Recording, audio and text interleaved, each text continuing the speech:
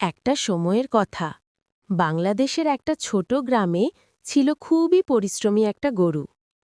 গ্রামের সবাই তাকে ভালোবাসত, কারণ সে কখনো অলসতা করত না। প্রতিদিন সকালবেলা সূর্য উঠতেই গরু তার কলাগাছের বাগানে চলে যেত। সে খুব যত্ন করে কলাগাছগুলোতে পানি দিত, আগাছা পরিষ্কার করত আর সার দিত। ধীরে ধীরে গাছগুলো বড় হতে লাগল, আর বাগান ভরে উঠল সবুজে সবুজে। একদিন দুপুরে গরু একটু বিশ্রাম নিতে গিয়ে গাছের নিচে ঘুমিয়ে পড়ল। তখনই একটা দুষ্ট বানর এসে বাগানে ঢুকল। বানরটা একের পর এক পাকা কলা ছিঁড়ে ফেলতে লাগল, আর কিছু খেয়ে বাকিগুলো মাটিতে ফেলে দিল।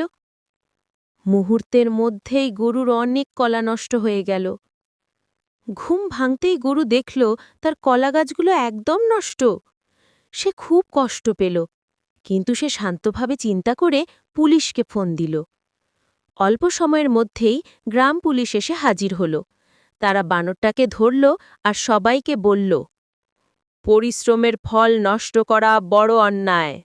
সবাইকে অন্যের পরিশ্রমের প্রতি শ্রদ্ধা রাখতে হবে। গরু খুব খুশি হল, আবার নতুন করে কলাগাছ লাগালো, আর এবার গ্রামের বাচ্চারাও তাকে সাহায্য করল।